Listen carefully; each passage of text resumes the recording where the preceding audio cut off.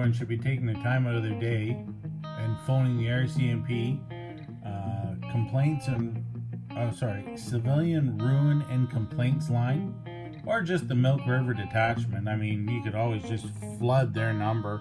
Here, I'll even be generous. I'll speak it out here, and you guys, and I'll type it out.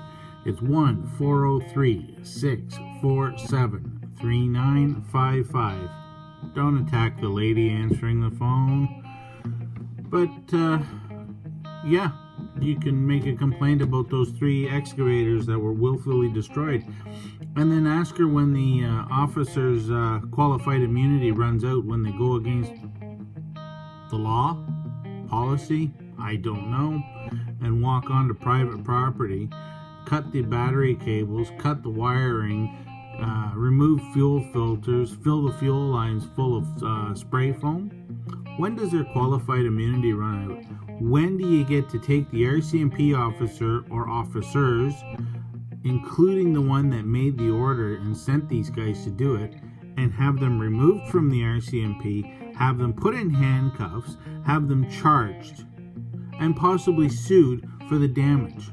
To me, the damage on there, the battery cables and all that, they're not super expensive, they're not cheap, but the time frame, the time it's going to take to replace those battery cables and string them back through the motor, replace the ground lines on the battery cables, replace the solenoid pack and the wiring harness that goes into that, pull the fuel filters out and the fuel filter mount where the fuel filter screws onto, can't think of what it's called.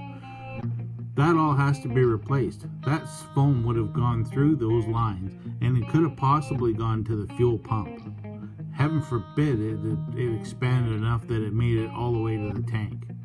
Because if it did, then you're talking about replacing fuel system, fuel tank on those machines, on each one, depending how far it's gone.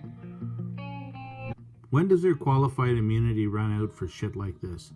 When do we start looking at how the government is treating the civilians and the general population of Canada? In a government-run country, the guns are pointed in at the people. Understand that. The guns are pointed in at us, so we listen and do what they tell us. Communism is exactly that. That's why in China they were running the students over with tanks. And the only reason they stopped is because they realized they got out the war. Does is says, regardless of the fact that we are attacking your fundamental rights or limiting your fundamental rights, and the Charter says that's wrong, we're still going to go ahead and do it. It's basically a loophole that allows a majority to override fundamental rights of a minority.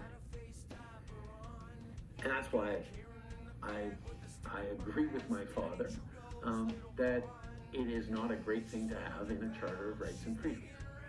But the political calculation he had to make, and he certainly didn't talk to me about it at the time, so I have no greater insight than your average professor of history and politics, is that it was better to have a charter with this clause in it than to not have a charter at all, and understand that Canadians themselves would enforce a high political cost on anyone who said, well, no, this bill that contravenes people's fundamental rights is worth invoking the notwithstanding clause and suspending the application of the Charter. Unfortunately, many years later, that political cost hadn't appeared or materialized in the way that perhaps my father would have hoped. And we now get to reflect on whether or not there can even be preemptive use of the notwithstanding clause. And Quebecers are extremely proud of being in favor of gender equality, in favor of the freedom of expression, in favor of freedom of conscience. which is why there are so many people now reflecting on how it is that in a society that values its freedom and its respect for fundamental rights, you can have a young woman lose her job as a teacher because she was a Muslim.